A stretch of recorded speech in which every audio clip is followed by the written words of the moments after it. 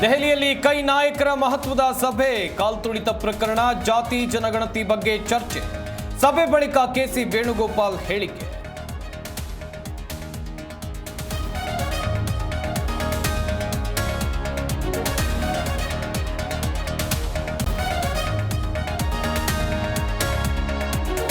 Chinnaswamy stadium ಕಾಲ್ತುಳಿತ ಪ್ರಕರಣ, ಕೈ ಹೈಕಮಾಂಡ್ಗೆ ಸಿಎಂ ಡಿಸಿಎಂ ಪ್ರತ್ಯೇಕ ವರದಿ.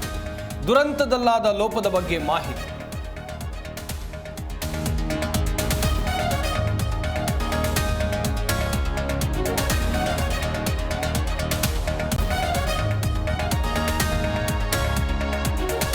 ಸ್ಟ್ರಾಂಗ್ ಇರೋರ್ಗೆ ಜಾಸ್ತಿ ಶತ್ರುಗಳು ಸಹಜ. ನಾನು ಅನ್ಯಾಯ ಮಾಡಿದ್ರೆ ಅನ್ಯಾಯ ಆಗತ್ತೆ. ಶುಕ್ರವಾರ ಕೋರ್ಟ್ಗೆ ಹಾಜರಾಗ್ತೀನಿ ಎಂದ ವಿನಯ್ ಕುಲಕರ್ಣಿ.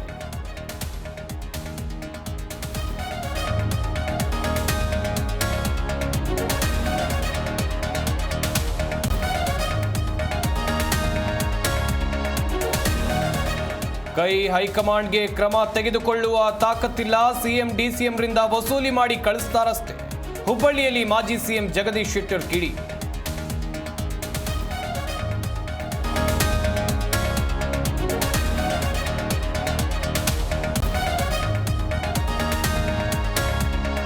ಧಗಧಗನೆ ಹೊತ್ತಿಯುರಿದ ಅಪಾರ್ಟ್ಮೆಂಟ್, ಕಟ್ಟಡದಿಂದ ಜಿಗಿದು ಇಬ್ಬರು ಮಕ್ಕಳೊಂದಿಗೆ ತಂದೆ ಸಾವು.